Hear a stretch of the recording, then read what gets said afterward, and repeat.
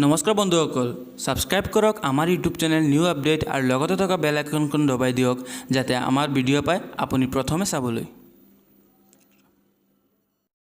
সন্দেহত এজন লোকক আক্ৰমণ কৰিছে। আক্ৰমণত আহত হোৱা ব্যক্তিজন মানসিকভাৱে বিকাৰগ্ৰস্ত বুলি সন্দেহ প্ৰকাশ কৰা হৈছে আৰু সচেতন ৰাজ্য তৎপৰতাত সেই লোকজনক সমজাই দিয়া আৰক্ষী। আহত লোকজনৰ কিন্তু পৰিচয় পৰ্যন্ত জানিব পৰা হোৱা নাই। ৰঙিয়াৰ শোলমাৰী 10 নম্বৰ ৱাৰ্ডত সংঘটিত হৈছে এই ঘটনা।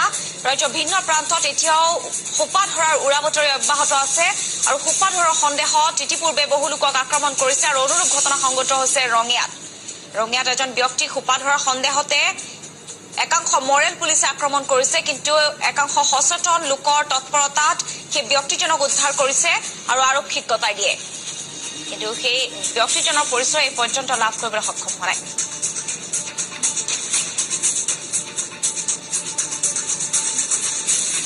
আজি ঠিক 2টামান বজাৰ পৰা এজন অচিনাকি ব্যক্তিয়ে ৰঙিয়া 10 নম্বৰ ৱাৰ্ডৰ চুইচ গেট চুপাৰত মানে আমি ঘূৰি ফুৰা দেখা পাওঁ আৰু তেখেতক সন্দেহজনক অৱস্থাত আমি দেখা পাওঁ। ঠিক গধূলি 6মান বজাত কিছুমান মহিলাক অশালীন ব্যৱহাৰ কৰে আৰু বেয়া ইংগিত দিয়ে।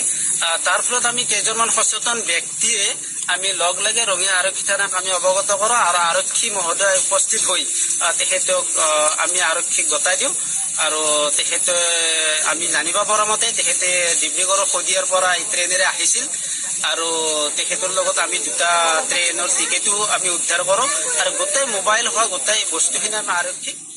শিশু অপহৰণক কেন্দ্ৰ কৰি তীব্ৰ উত্তেজনাৰ সৃষ্টি হৈছে। 3টি কণমানিক অপহৰণ কৰাৰ সন্দেহত এজন লোকক আটক কৰিছে। যুৱকজনে বাইকত আনিছিল 3টি শিশুক আৰু সোপা ধৰাৰ উৰা বাতৰি বিয়পি পৰাৰ লগে লগে অঞ্চলটোত উত্তেজনাৰ সৃষ্টি হৈছে আৰু সেই শিশু 3টাক সোপা ধৰাই লৈ যোৱা বুলি সন্দেহতে সেই ব্যক্তিজনক আক্ৰমণ কৰে। অঞ্চলটোত তীব্ৰ উত্তেজনাৰ সৃষ্টি হয়। হাতে হাতে জাঠি জোং লৈ ৰাজপথলৈ ওলাই আহিল গয়া আৰু আৰক্ষীয়ে যুৱকজনক আটক কৰি নিছে। সোধা পোছা অব্যাহত ৰাখিছে।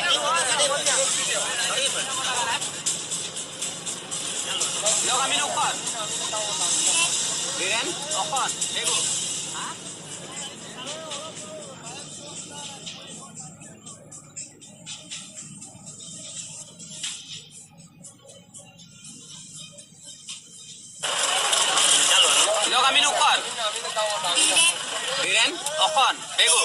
Hah? Diren Pego. Orang ke Koka? Ripun Pego. Namanya mau ngasih lokal. Diren Pego, Ripun Pego. Lokal? Mimak Pego. Lok, bab kamin. Abra.